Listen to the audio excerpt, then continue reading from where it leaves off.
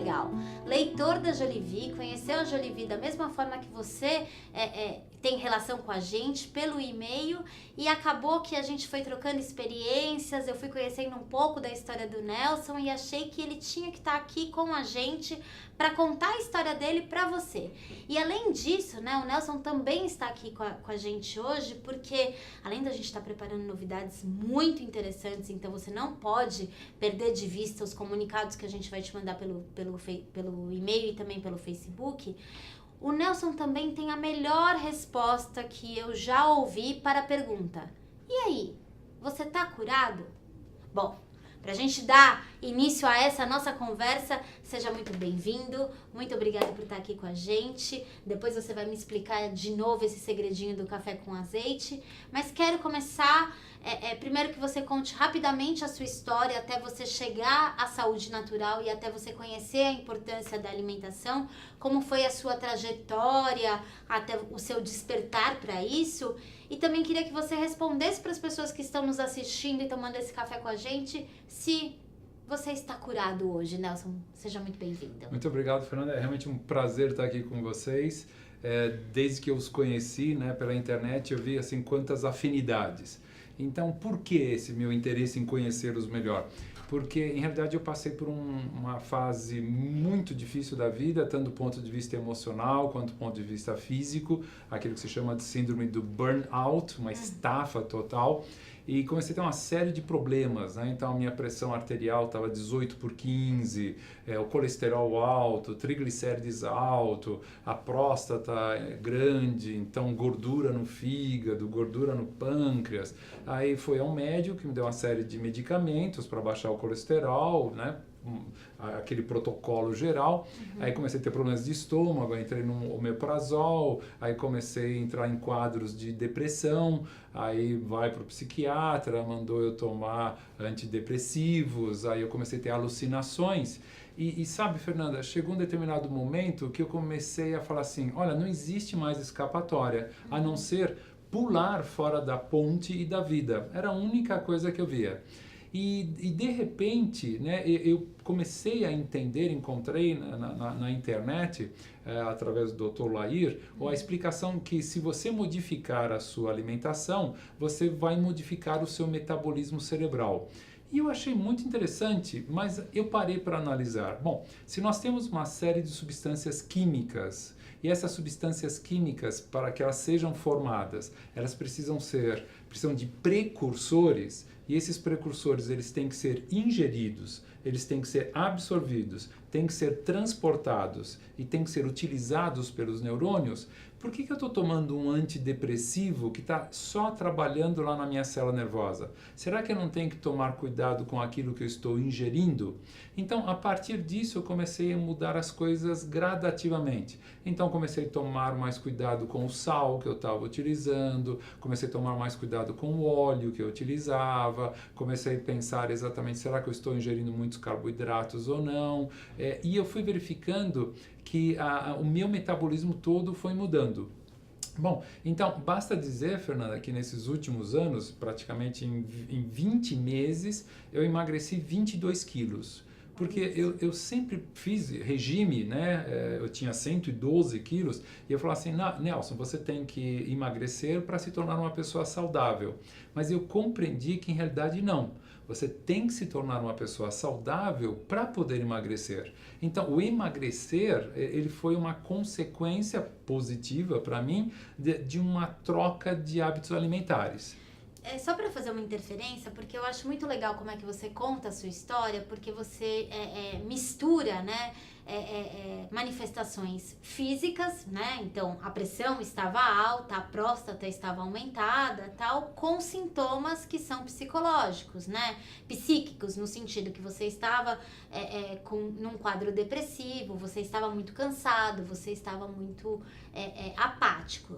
Te pergunto isso porque há uma insistência muito grande da medicina típica e da sociedade em geral em separar corpo e mente, né, como eles fossem dissociados. E o interessante da sua história é que você, antes de conhecer a importância dessa alimentação e pensar nisso, você também já era um estudioso do Sim, cérebro, não é? Sim. Para você também era uma coisa separada? Sim, era separado. E assim, exatamente, eu nunca teria analisado, talvez se eu não tivesse passado por essas fases, não tivesse sentido no meu corpo, eu nunca teria parado para analisar isso. Para que a minha célula funcione, eu preciso oferecer para ela ingredientes, não medicamentos, porque em realidade não existe uma deficiência de antidepressivo, não existe uma deficiência de antihipertensivo, existe então uma deficiência nutricional que vai agravar esse aspecto. Mas só para as pessoas entenderem, você era um estudioso do cérebro por conta da sua profissão. Sim, a sua profissão... eu sou neurocientista. Certo. E o meu assunto é exatamente a plasticidade do sistema nervoso. Então, mesmo sendo tão plástico como eu gostaria de ser, eu nunca pensava nos precursores, eu já pensava na coisa acontecendo. Então, eu só focava aquilo. Então, imagina o seguinte, né? Você tem um quadro branco. Certo. E aí você coloca um ponto negro nele. E você pergunta para as pessoas, o que vocês estão vendo aqui? Todo mundo vai falar um ponto negro. Pouquíssimas pessoas vão falar, eu estou vendo uma folha branca com o ponto negro. Certo. E aí o que eu aprendi, né, na minha vida é exatamente isso. Olha, as pessoas, elas têm um ponto negro. Ponto negro quer dizer uma enfermidade, uma doença, uma mutação, mas você nunca trata do ponto negro. Você tem que tratar da folha branca com o ponto negro. Ou seja, você tem que tratar do paciente como um todo para que você atinja aquele ponto negro. Então, hoje nos cursos que eu tenho, eu falo de um sistema chamado PNEI. O P é de psicológico, o N é de neurológico, certo. O E é de endócrino e o I é de imune. Então você tem uma tétrade, exatamente, do psicológico, influenciando o seu neurônio, a sua célula nervosa, as suas substâncias químicas, os neurotransmissores, que influenciam o endócrino, os seus hormônios, que influenciam o sistema imune. Então, se você quiser ter uma saúde, você tem que ter um sistema PNEI bastante harmônico, bastante em equilíbrio. Então, hoje eu não consigo mais, Fernanda, dissociar. Talvez por isso que esteja numa situação de saúde e não numa situação de doença, porque enquanto a gente insistir nessa separação, um lado ou outro sempre vai ficar capenga. Pensando na questão prática, né? Apareceu o start, olha, talvez o que está acontecendo aqui tem influência direta no que está acontecendo na parte de cima. Como foi esse trajeto? Se você pensar, olhando para a sua história no retrovisor, né, não é uma história de transformação de muito tempo, né? O que é bacana também para quem está assistindo a gente, porque as pessoas tendem a pensar ou nasce para ser saudável ou depois a gente não consegue mudar. Se você olhar para a sua história no retrovisor, você consegue me contar qual foi a sua primeira decisão alimentar? O que você decidiu mudar? O primeiro passo, assim, talvez ajude as pessoas a darem o primeiro passo na casa delas. Então, como eu tinha essa hipertensão arterial 18/15, estava tomando os antihipertensivos, né? A primeira coisa realmente que eu mudei foi o sal. Certo. Eu falei, então, eu vou sair desse sal refinado e vou substituir por um outro sal, que no meu caso é o sal rosa do Himalaia, né? Então, foi a primeira coisa. A partir daí eu falei assim, então vamos ver exatamente como é que está a minha glicemia, que eu tinha era diabético, né? Eu cheguei a uma glicemia de mais de 120 em jejum de 12 horas, que deveria ser de 8 horas, mas em jejum de 12 horas. Então eu falei assim, então vamos começar a mudar esses carboidratos que estão aumentando o açúcar no meu corpo e eu vou substituir esses carboidratos por gorduras. E foi por isso que você falou ainda há pouco do café com gordura. Mas é claro, eu sei que essa expressão que você fez, muita gente faz quando a gente fala da gordura. Porque todo mundo fala, não, gordura é uma coisa ruim, eu tenho gordura no fígado, isso é ruim. Então, infelizmente, Fernanda, a gente tem a mesma palavra gordura e gordura. E a gente pensa que a gordura que nós ingerimos vai aumentar essa gordura do corpo, o que não é verdade. O que aumenta essa gordura do corpo são exatamente os carboidratos. Então, o que eu fiz? Eu passei a substituir os carboidratos através de gorduras boas. Por gorduras boas. Por gorduras boas. Então, por isso que antes de nós conversarmos o nosso café com saúde, eu falei que quando eu estou em casa, eu tomo café de manhã. Então, a primeira xícara eu coloco óleo de coco, mexo bastante óleo de coco e bebo. E a segunda xícara é com azeite de oliva. Gente, café com azeite. Mas calma. Tá. Você é em casa. Gordura. Quando você escutar essa palavra, pensa que a palavra gordura ela é parecida com a palavra manga, que tem a manga da fruta e a manga da camisa. Quando você escuta a palavra gordura e se você tem uma rejeição a essa palavra, provavelmente você está pensando em um tipo de gordura que é ou a gordura corpórea, que as pessoas ainda têm uma rejeição, seja ela estética ou uma rejeição do ponto de vista de saúde. Tem também a gordura trans, muito utilizada pela indústria farmacêutica e indústria alimentícia, que são quase sinônimos, mas isso você já sabe porque você acompanha a Jollibee. Mas também tem uma gordura boa, uma gordura do bem, que a gente tem como representante o azeite de oliva, que a gente agora sabe que o Nelson utiliza no café. A gordura boa, você sabia da existência dela? Você cogitava que existia um lado bom da gordura antes de você fazer essa transformação ou não? Fernanda.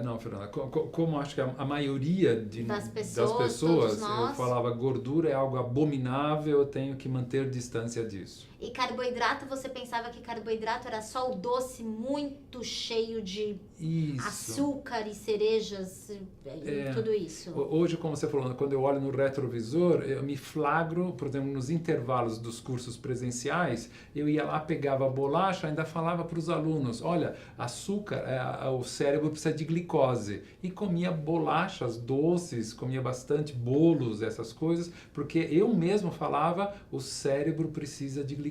Você como um estudioso do cérebro. Isso. E aí, se a gente for pensar tanto no azeite, que é o que você mistura no café hoje, o que é um representante aí de uma gordura boa, e no carboidrato. Que exercício que eu queria que você fizesse para ajudar as pessoas em casa? Que você me citasse carboidratos que são nocivos e que as pessoas não acham que são tão ruins assim, e ao mesmo tempo que você também depois citasse gorduras que as pessoas têm uma rejeição, mas que são ótimas e que fazem parte do seu dia a dia. O que seria isso pra gente pensar? Bom, os carboidratos, eu sempre me refiro, eu falo carboidrato, mas eu sempre me refiro aos industrializados. Uhum. Então, por exemplo, o que eu tirei da minha vida, tirei os pães, tirei todas as massas. Eu venho de uma família italiana, né, num teatro, mas eu tirei todas as massas, tirei a pizza. Aí se você perguntar para mim, mas você nunca come pizza? Claro que sim. Numa reunião social, eu como uma fatia, um pedaço de pizza, mas é somente um pedaço pela questão social. Agora, antes eu comia meia pizza sozinho, do que eu gostava e não pensava no que aquilo provocava. Todo final de semana, né? E todo final de semana, assim, porque todo sábado você tem que encomendar e quanto mais queijo em cima, quanto mais mussarela, quanto mais gordurosa... A borda com catupiry. A borda com catupiry, mas é gordura ruim, tanto melhor, né? Tanto melhor. Então, eu tirei tudo isso. É claro que a gente ainda pode acrescentar, no caso das pastas, das massas, a gente pode acrescentar o glúten, que é uma outra coisa. Depois eu acabei tirando também o leite, né? Consegui me afastar do leite, vivo muito bem sem o leite e me senti bem melhor. E aí quando você fala, bom, substituir pelas gorduras boas, então o que eu passei? Né? Passei, a gente já viu, a utilizar o óleo de coco, né? A gordura de coco, depende da temperatura dele, o azeite de oliva, né? Sempre prestando atenção que tenha que ser importado, porque importado não é frescura, não.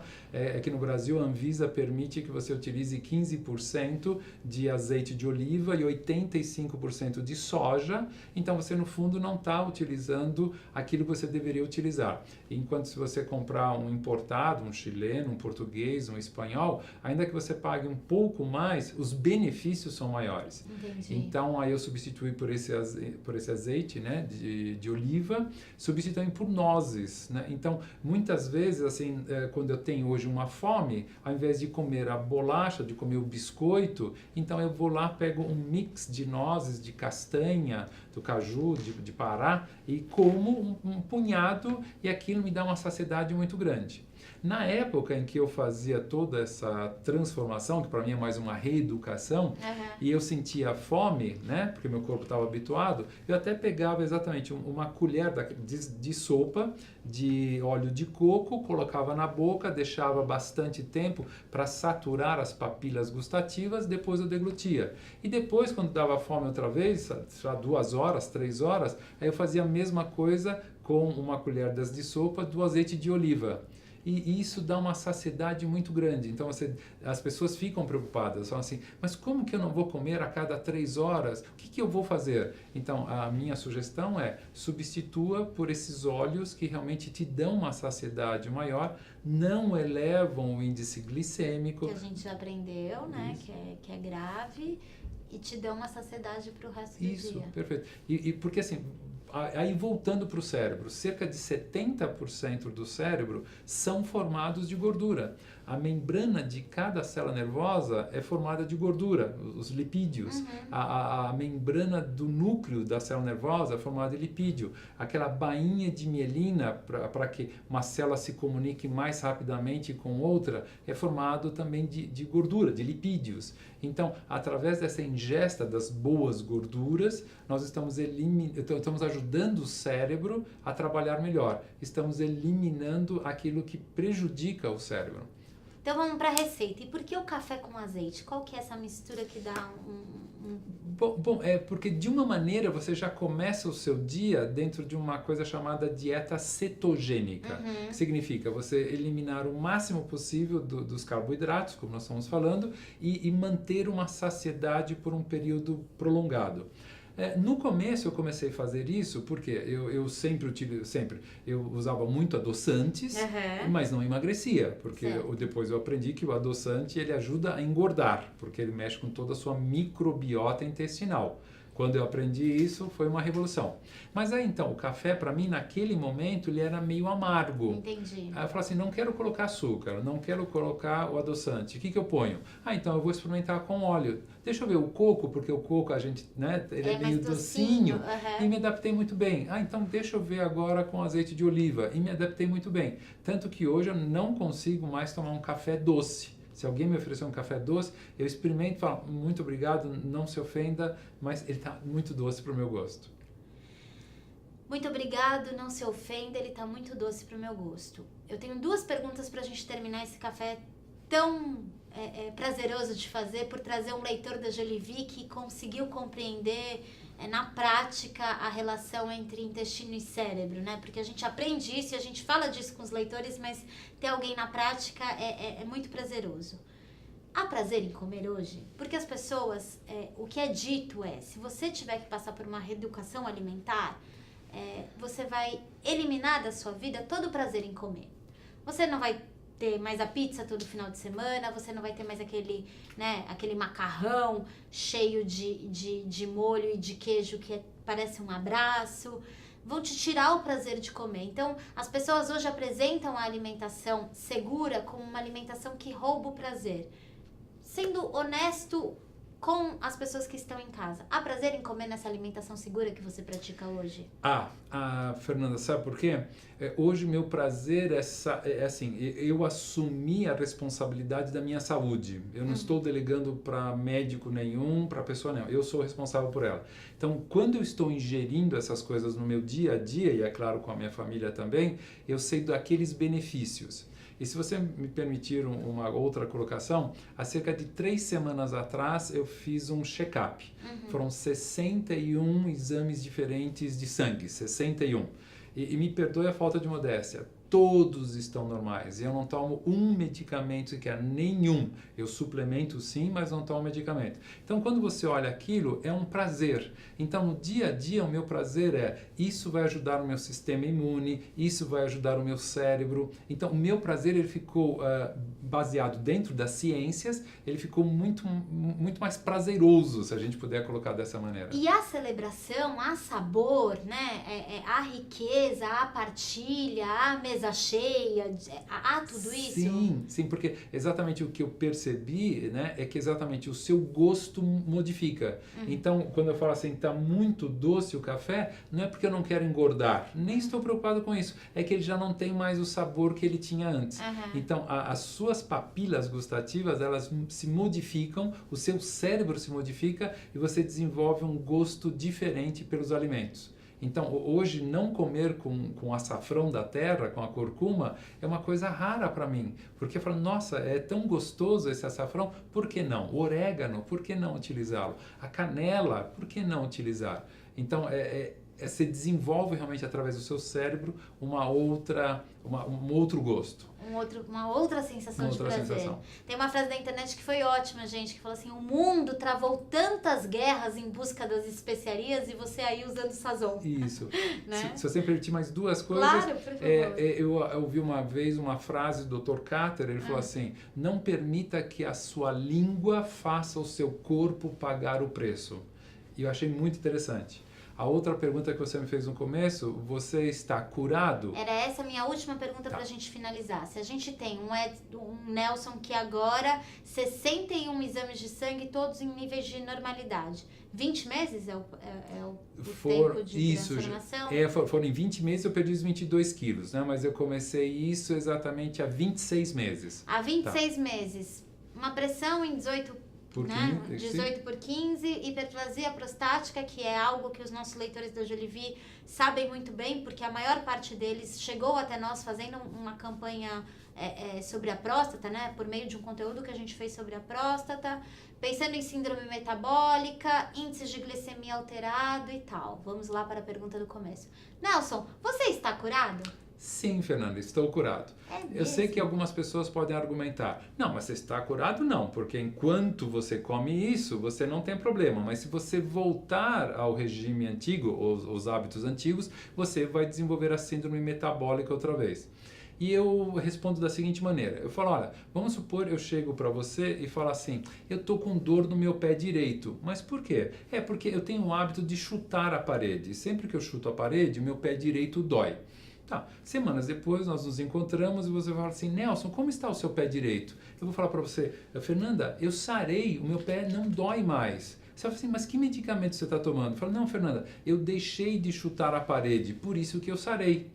Então, isso é uma cura, não é uma cura? Porque eu não chuto mais a parede, não tenho mais dor. Se você voltar a chutar a parede. Se eu voltar a chutar, eu vou ter o mesmo problema. Então, quando eu aprendi que determinados alimentos me levam a essa síndrome metabólica, essas inflamações crônicas subclínicas, eu falei assim, bom, esses alimentos eu vou tirar da minha vida o máximo possível. 100% a gente consegue, mas vou tirar o máximo possível. O que significa? Eu não estou mais chutando a parede.